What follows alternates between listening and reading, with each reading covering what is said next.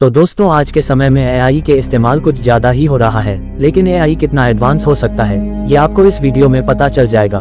तो दोस्तों कहानी की शुरुआत होती है एक जीनियस लड़के को लेकर जिसका नाम है कैलेब स्मिथ, जो कि एक ब्लू बुक नाम के कंपनी में सॉफ्टवेयर इंजीनियर का काम करता है।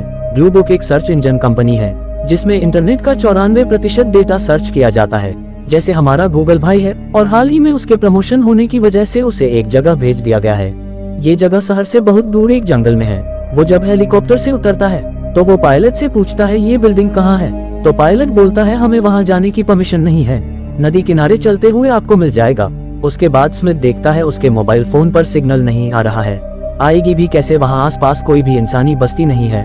फिर स्मिथ को वो जगह मिल जाता है जिसे वो ढूंढ रहा था। वो वहाँ पहुँचते ही उसे कोई महिला उसके नाम से पुकारती है।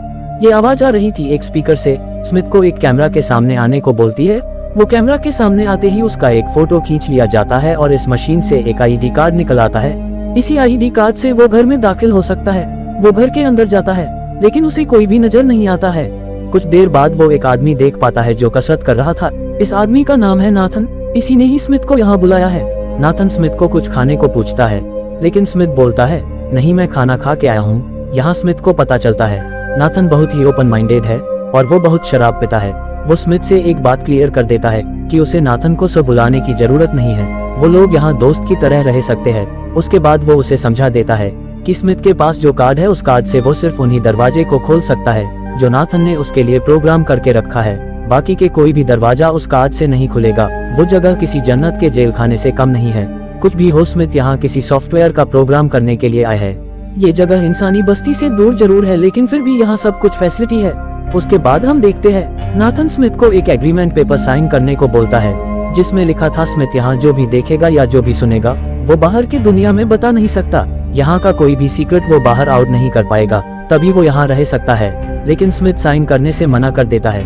तब नाथन बोलता है मेरे कुछ सीक्रेट है और मैं अपना सीक्रेट तभी तुम्हें बताऊंगा जब तुम ये एग्रीमेंट पेपर साइन करोगे, नहीं तो तुम यहाँ सिर्फ मौज मस्ती कर सकते हो और कॉन्ट्रैक्ट खत्म होने पर तुम यहाँ से घर जा सकते हो। तुम्हें यहाँ काम करने की जरूरत नहीं है।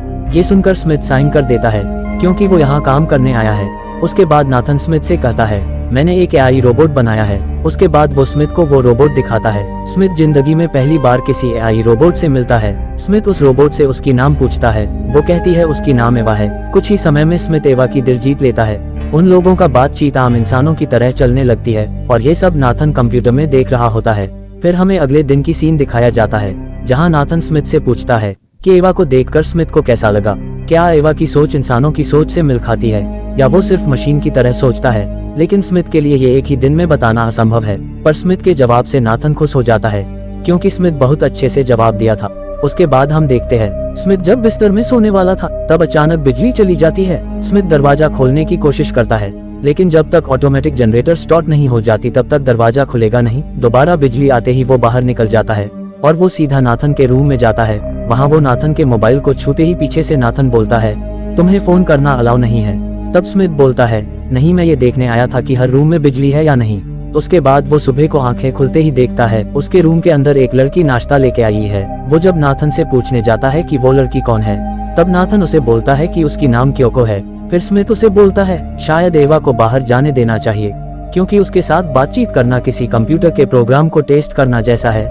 लेकिन नाथन उसके बात को टाल देता है और बोलता है तुम सिर्फ ये देखो कि एवा तुम्हारे बारे में क्या सोचता है। अगले दिन में हम देखते हैं एवा स्मिथ को एक अजीब ड्राइंग दिखाता है और पूछती है ये ड्राइंग कैसा लगा। तब स्मिथ एवा से बोलता है क्यों ना तुम कुछ और ड्राइंग करो। पर एवा कहती है मुझे तो और किसी भी चीजों के बारे में जानकारी नहीं है तो मैं कैसे ड्राइंग करूँ। फिर एवा गुस्सा हो जाती है और बोलती है तुम मुझसे सवाल पूछते हो और मेरे बारे में जानकारी इकट्ठा करते हो, ऐसे तो दोस्ती नहीं बनती। तब स्मिथ बोलता है तो क्या करना चाहिए। तब एवा उसके बारे में जानना चाहती है तो ऐसे ही उन लोगों में दोस्ती गहरी हो जाती है और बातों बातों में स्मिथ से नाथन का दोस्ती कितनी गहरी है ये पूछ लेती है। स्मिथ भी एवा को सारी बातें समझाती है कि वो नाथन का दोस्त नहीं बल्कि वो उसके ब्लू बुक कंपनी में काम करता है। वो लोग बात कर रहे होते हैं कि तभी बिजली चली जाती है, सारे कैमरा बंद हो जाती है और तभी एवा स्मिथ से कहती है तुम नाथन के किसी भी बातों का भरोसा मत करना, उससे जितना दूर रहोगे उतना ही तुम्हारे लिए अच्छा है, वो तुम्हारा दोस्त नहीं है। तभी बिजली लौट आती है। बिजली आते ही एवा स्मिथ से किसी और टॉपिक पर बात करने लगती है। ये देख स्मिथ हैरान हो जाता है लेकिन वो मुंह से कुछ भी नहीं बोलता है क्योंकि नाथन कंप्यूटर स्क्रीन पर उन लोगों को देख रहा था। रात को खाने की टेबल पे क्योको से एक छोटी सी गलती हो जाती है तो नाथन उसे डांटने लगता है, लेकिन क्योको की मुंह से एक शब्द भी नहीं निकलती है, यहाँ तक वो सरी भी नहीं बोलती है। दरअसल नाथन रोज पावर कट होने की वजह से थोड़ा डिस्टर्ब था। स्मिथ उसे पावर कट ठीक करने के लिए मैकेनिक बुलाने की सलाह देता है, लेकिन नाथन बोलता है अगर वो किसी को यहाँ काम करने को बुलाएगा तो इस जगह के बारे में सबको पता चल जाएगा। तब स्मिथ बोलता है पहले जिन लोगों ने यहाँ काम किया था उन लोगों को बुलाओ। उसके जवाब में नाथन बोलता है मैंने उन लोगों को मार डाला ताकि यहाँ के बारे में किसी को पता न चले। ये सुनकर स्मिथ डर जाता है, लेकिन मुंह से कुछ भी नहीं बोलता है। अगले दिन नाथन स्मिथ को एक रिसर्च रूम में ले जाता है और वो उसे दिखाता है कि कैसे उसने एवा को बनाया, और ये भी बोलता है कि उसने एवा को बनाने के लिए इंटरनेट से लोगों के सारी डेटा चुरा के एवा के ब्रेन में डाल दिया। फिर स्मिथ एवा से मिलने जाता है। इस बार एवा उसके सामने फ्रॉक पहनकर आती है। एवा स्मिथ से प्यार करने लगी थी, वो उसके साथ बाहर जाना चाहती थी, लेकिन ये मुमकिन नहीं था। दूसरी तरफ स्मिथ भी शायद उसे पसंद करने लगा था। अगले दिन जब स्मिथ नाथन से एवा के बाहर जाने के बारे में बोलता है तो नाथन बोलता है अभी भी वो एआई के बुराई के बारे में जाना ही नहीं है, इसलिए वो उसे बाहर ले जाने नहीं देगा। अगले दिन स्मिथ को पता चलता है कि पावर कट ऑटोमेटिक नहीं होता, बल्कि इसके पीछे एवा की हाथ है, क्योंकि एवा कुछ देर के लिए सबके नजरों से छिपके अपने दिमाग को शांति देना चाहती है। फिर एक दिन स्मिथ नाथन को एवा के साथ बुरे बर्ताव करते हुए देख पाता है। अब उसे समझ में आ गया था कि नाथन एक बुरा आदमी है। एक रात जब नाथन कुछ ज्यादा ही पी के सो जाता है तो स्मिथ उसके सारे रिसर्च देख लेता है और वो समझ जाता है कि उसने जितने भी रोबोट बनाए थे उन सब रोबोटों को वो उसे मर्जी के अनुसार चलाना चाहता था। जिसने भी उसके बात नहीं मानी उसको वो नष्ट कर दिया। फिर वो उन सब सारे रोबोट को देख लेता है जिनमें अभी जान नहीं है, और तो और वो क्योको भी एक रोबोट है। उसे ये भी पता चलता है कि क्योको भी उसे कुछ बतानी चाहती है, लेकिन वो बता नहीं पाती है। ये सब देख वो सोचता है कि शायद वो भी एक रोबोट है, क्योंकि उसे ही क्यों नाथन ने सेलेक्ट किया, और वो क्यों आम इंसानों से भी ज्यादा इंटेलिजेंट है। फिर वो एक रेजर ब्लेड लेके अपना हाथ काट लेता है। तब उसे तसल्ली होता है कि वो एक इंसान है। फिर वो एवा के पास जाता है और उसे बोलता है मैं कल रात नाथन का कार्ड चुरा के पूरा सिस्टम रिप्रोग्राम कर दूंगा। तुम जब पावर कट करोगे तब सारे दरवाजे बंद होने के बजाय दरवाजे खुल जाएंगे। और ये बोल के वो चला जाता है। अगले दिन वो नाथन को शराब पीने को बोलता है, क्योंकि स्मिथ का समय खत्म हो चुका है।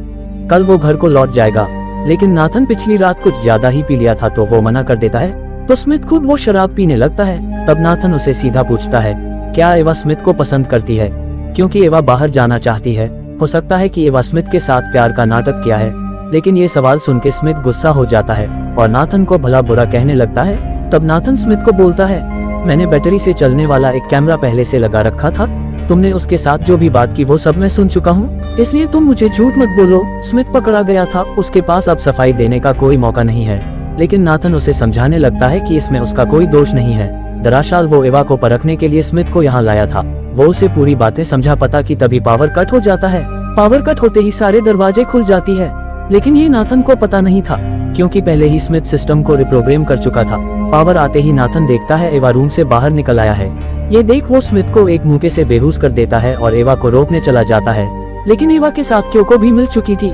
एवा नाथन पर हमला करती है, पर नाथन शक्तिशाली था। वो एवा की एक हाथ तोड़ देता है और उसे खींचते हुए रूम में ले जा रहा होता है कि तभी पीछे से क्योको नाथन को चाकू मार देता है। नाथन क्योको को खराब कर देता है, लेकिन पीछे से एवा चाकू निकाल कर नाथन के पेट में घुसा देता है और उसका कार्ड लेके चली जाती है और बाकी के रोबोट के शरीर से सिलिकॉन की स्किन अपने शरीर पर चढ़ा लेती है और हुबहू इंसानों जैसी सज लेती है। फिर वो बिना स्मिथ को लिए वहाँ से निकल जाती है। स्मिथ चिल्ला चिल्ला कर उसे वहाँ से बाहर निकालने को बोलता है, लेकिन वो उसे नहीं ले जाती है। दरअसल वो स्मिथ से प्यार का नाटक कर रही थी। वो काफी सालों से ये प्लान बना रही थी कि कैसे वो वहाँ से बाहर जाएगी।